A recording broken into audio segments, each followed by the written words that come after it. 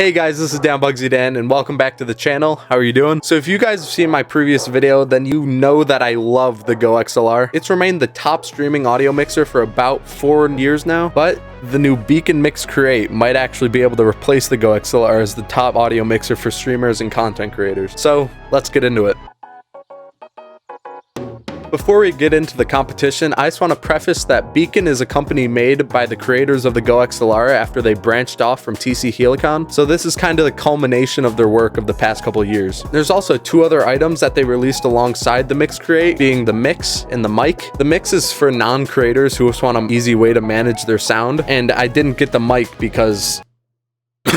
Okay, so let's start off with the design of each device. So I think it's pretty safe to say that each device just looks amazing. The GoXLR has a glossy smooth surface with plastic surrounding it, while the BEACN has a smooth plastic surrounding the 5-inch screen in the center, which I will touch on later. The GoXLR features plastic faders that nicely glide across the device, and the BEACN has 4 knobs that move infinitely and double as buttons. The buttons at the bottom of each device are made of the same material, but the buttons on the BEACN definitely feel more sturdy and firm. The BEACN also features fader buttons and a button to switch submixes, which is a feature that the GoXLR just completely lacks. The screen on the BEACN is a 5-inch 800 by 500 pixel screen that helps monitor everything that's customized in the software. It shows volume levels, what's being inputted to each section, and it features these mute buttons, which you could choose to either mute to all, yourself, your chat, or just your audience. Now the I/O on the back of each device is probably one of the biggest things that separates them from each other. The GoXLR features an XLR port, the line in and out ports, a USB port, an optical port, while the BEACN features a whopping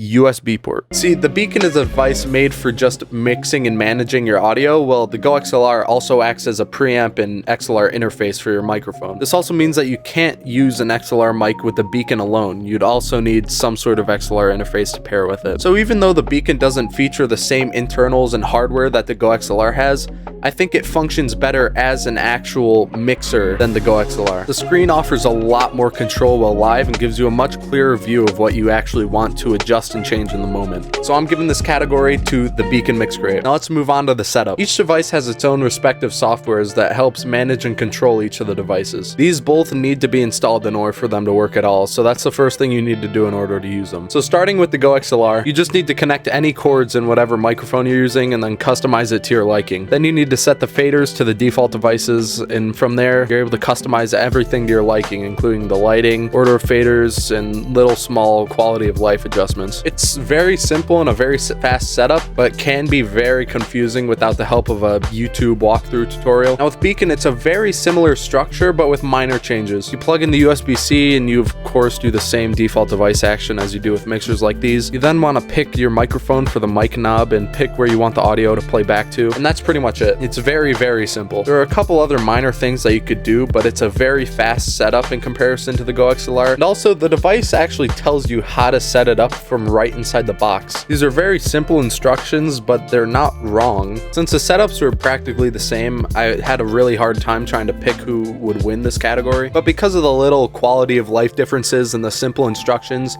I once again had to give it to the BEACN Mix Create.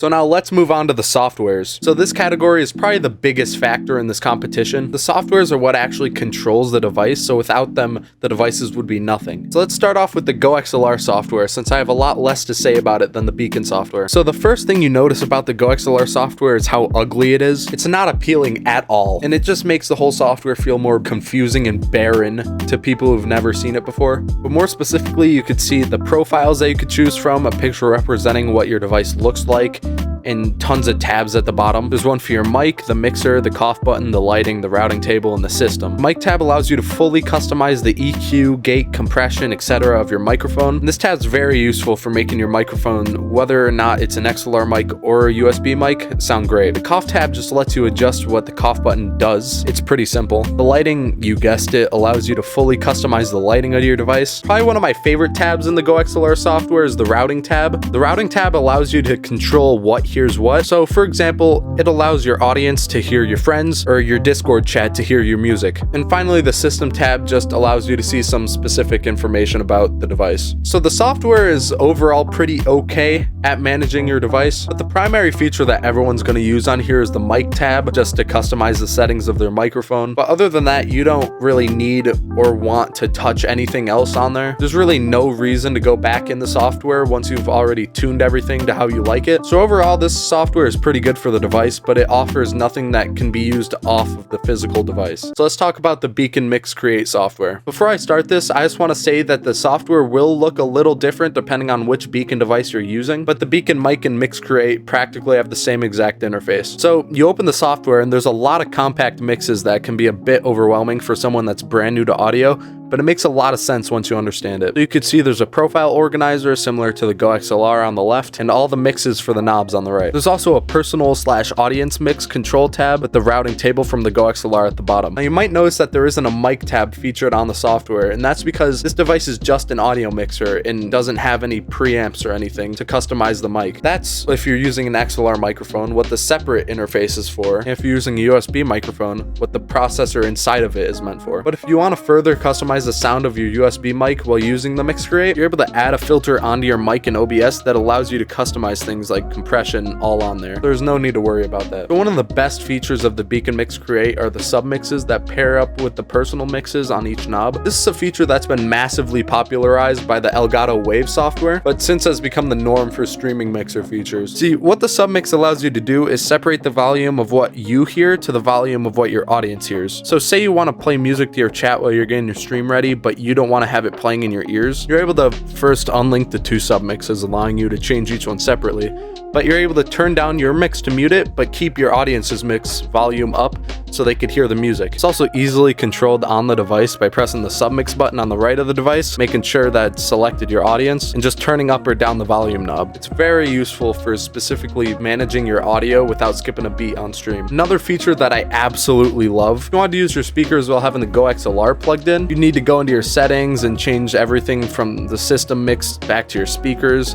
But on this device, all you need to do is hold down the knob for about 1 to 2 seconds and it changes all the audio to play through to that other device. This is really helpful when I just want to sit and enjoy some music off my speakers instead of wearing my headphones 24/7. You're also able to set the overall volume for the two separate devices just so you don't blow up your house by accidentally maxing out your speaker volume. Like I said before, the routing table makes a return from the GoXLR, but the only difference is that they removed a couple useless things. It wasn't a necessary feature, but I'm definitely glad it's here. Now, I think it's obvious that the BEACN takes this category as well. This device is just too good. Between the overall design of the software, the newer features, the freedom to control the knobs to whatever you like, it's just a direct step up from the GoXLR software, which is good, but just not this good. So boom, another category for the BEACN Mix Create. Now, a big thing that I think people underestimate about these devices is how they actually function when you're only using the physical device while on stream. Even if the softwares are amazing, you're not gonna be alt-tabbing in the middle of a game of Valorant to adjust some things. So I went live at twitch.tv/BugsItAndTV using both of the devices to see which made for a better experience just using the device and not touching the software. So the stream with the GoXLR went pretty smoothly. I was easily able to adjust the separate volumes using the faders. It's just the lack of submixes made it a little annoying at times. If somebody in the game chat of Valorant were to say something bad and I wanted to mute the game for a minute, I would have to mute the system audio for everybody. It strips me of a little bit of control without having that submix feature, but it wasn't too big of a deal. Another minor gripe that I have with it is that it's kind of hard to remember where your volume level was at, only using the little light indicators. Having the little lights to indicate the volume probably made it a bit cheaper in production, but it just makes it a little more annoying to manage.